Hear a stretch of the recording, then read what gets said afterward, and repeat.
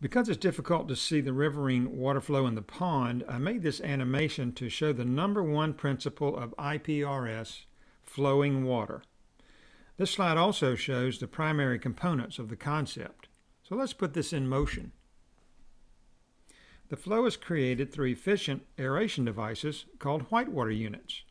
These are an airlift type of aerator, and they're located in the head of the raceways. More details on those later. The flow is routed through the channel-shaped raceways, then through a quiescent zone and out into the open pond. Water must flow around the entire pond due to the placement of a baffle fence, which prevents short-circuiting or backflow to the beginning of the raceway without proper treatment. The open pond is where biological oxidation takes place to assimilate nutrients and recondition the water before re-entering the raceway cells. Now this is where the real work occurs that increases the carrying capacity of the pond. For every raceway whitewater unit, there must be another whitewater unit placed in the open pond area, preferably at least one in each corner. That helps to maintain the riverine flow pattern and to keep the pond mixed vertically.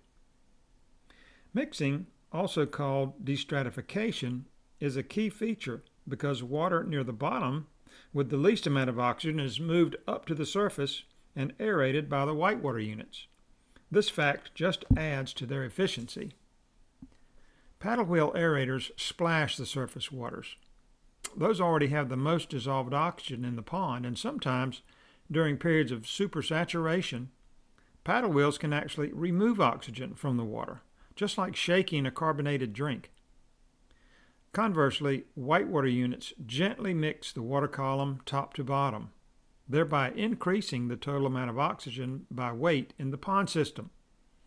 The target fed species are held in the raceways, and unfed fish, called service species, are grown in the open pond without pelleted feed.